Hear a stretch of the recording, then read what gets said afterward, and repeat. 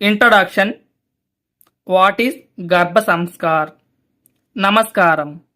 ఒక తల్లి గర్భంలో బిడ్డను మాత్రమే కాదు, ఒక వ్యక్తిత్వాన్ని తీర్చిదిద్దుతుంది. శాస్త్రం చెబుతుంది, గర్భధారణ సమయంలో బిడ్డ యొక్క మెదడు, నాడీ వ్యవస్థ, భావోద్వేగాలు అన్నీ తల్లి యొక్క ఆలోచనలతో ముడిపడి ఉంటాయి. భారతీయ ఆధ్యాత్మికత చెబుతుంది, గర్భం ఒక ఆలయం లాంటిది. అక్కడ దేవతా శక్తి రూపంలో శిశువు పెరుగుతాడు. ఈ రెండింటి మేళవింపే Garbh Sanskar. Science of fetal learning. బిడ్డ గర్భంలోనే వినటం, స్పందించటం, గుర్తించుకోవటం ప్రారంభిస్తాడు.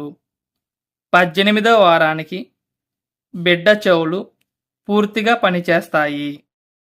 24వ వారానికి బిడ్డ తల్లి వాయిస్ గుర్తించగలుగుతాడు. తల్లి ఆనందంగా ఉన్నప్పుడు సెరోటోనిన్, డోపమైన్, ఎండార్ఫిన్ వంటి హార్మోన్లు విడుదలవుతాయి. అవి బిడ్డ మెదడులో పాజిటివ్ వైరింగ్ సృష్టిస్తాయి. Spiritual dimension.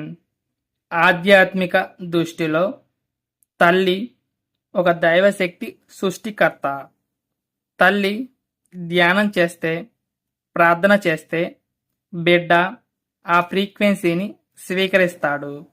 వేద మంత్రాలు, శాంతమైన సంగీతం, ప్రేమతో నిండిన ఆలోచనలు ఇవన్నీ గర్భంలోని శిశువులో సద్బుద్ధి, ధైర్యం, ప్రశాంతత పెంచుతాయి.